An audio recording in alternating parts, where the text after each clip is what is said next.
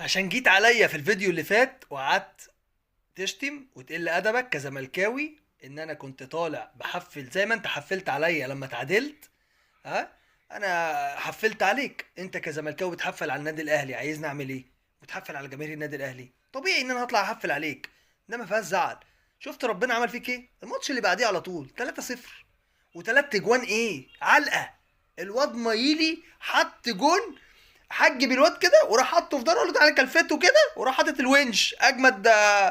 راس حربة، فيرود، نص ملعب، ديفندر. انتوا تقريبا بتلعبوه كل حاجه، يعني انتوا شايفين ان هو اجمد لاعب في الدنيا يعني، عشان انتوا كنتوا دايما تقولوا الونش احسن لاعب في افريقيا يعني.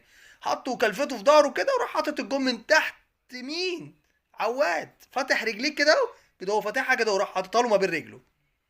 يجي بقى بعدها مين بقى؟ الغزال بقى، مصطفى بقى، ابنكو على رأيكو، اللي كان جاي من فلاحين وانتوا نجرتوه. الواد بصراحة يعني حط الواحدة كده بوش رجله خارجي كده في البعيد، راح باصص لها كده. اخص عليك يا مصطفى. وقام عواد يقول لهم هو في ايه يا رجالة؟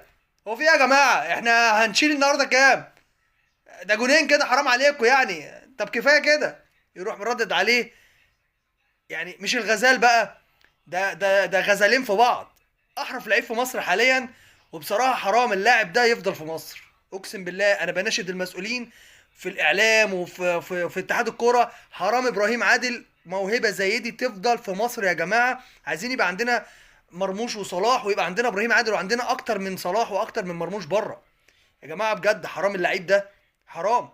يروح جاي رمضان صبحي ابن النادي الاهلي، ابن النادي الاهلي حط تحتها 30 خط، يروح معدي وعامل آه يعني فاتح لعب كده لمايل اللي بيحط ثرو باص لرمضان اللي بيحطها بالعرض. طبعا بعد ما عدى برضه تقريبا من ناحيه الونش، وراح عاملها بالعرض، راح ابراهيم عادل زيربيو حطيتها في الجون. راح عواد بقى يقول لهم مفيش بقى لعب بقى، خلاص كده مفيش لعب، انا مش هلعب تاني. حلو قوي 3-0، حلو قوي كده، انا مش هلعب كوره تاني، لا لا لا لا، كفايه كده. هو في ايه يا جماعه؟ حرام بقى كده.